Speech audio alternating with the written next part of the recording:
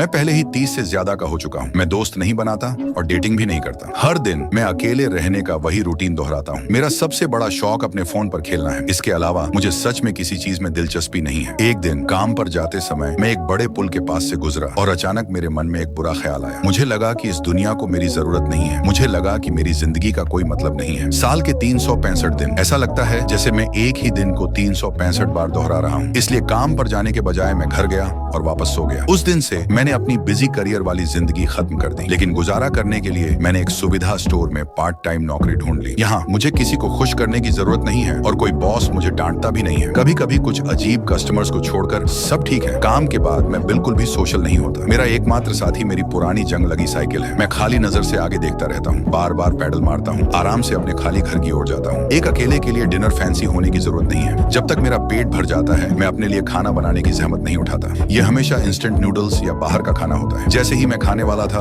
मेरी माँ का अचानक फोन आया। अपनी चिंता दिखाते हुए उन्होंने ऐसे सवाल पूछे जिनसे मुझे असहज महसूस हुआ। काम कैसा चल रहा है? क्या तुम्हें कोई बॉयफ्रेंड मिला? उन्हें खुश करने के लिए मैंने झूठ बोला। असल में मेरे ऑफिस के कपड़े बहुत समय से अलमारी में पड़े थे। मेरे साथ काम करने वाला लड़का कॉलेज से नया ग्रेजुएट था। वह यह नौकरी सिर्फ थोड़े समय के लिए कर रहा था। वह मुझे मेरे छोटे दिनों की बहुत याद दिलाता था, जो करियर के लिए उम्मीदों से भरा था। हमने कैजुअली बात की और इससे पहले कि मुझे पता चलता शिफ्ट बदलने का समय हो गया था। मैंने उसे विनम्रता से नमस्ते किया और जल्दी से अपनी जगह से चला गया। घर जाने से पहले मैनेजर ने मुझे बताया कि अगले बुधवार को नाइट शिफ्ट वाला लड़का अपनी गर्लफ्रेंड के साथ बाहर जाना चाहता था और उसने पूछा कि क्या मैं उसकी जगह काम कर सकता हूँ। मैंने हाँ कर दिया। बेशक आखिरकार मुझे कभी ना कहना नहीं आता और मुझे मना करने का कोई कारण भी नहीं मिलता। इसके अलावा जब मैं घर जाती हूँ तो मैं वैसे भी अकेली होती हूँ, बस खाली जगह को घूरती रहती हूँ। नाइट शिफ्ट के दौरान मेरी कोवर्कर एक ऐसी इंसान थी जिसे बात करना बहुत पसंद था। वह अपने बॉयफ्रेंड के बारे में शेखी बघारना बंद नहीं करती थी। फिर उसने अचानक पूछा कि क्या मैंने कभी प्यार किया है। माहौल तुरंत अजीब हो गया। मैं अजनबियों के ज्यादा करीब नहीं जाना चाहती थी। मैं नहीं चाहती थी कि कोई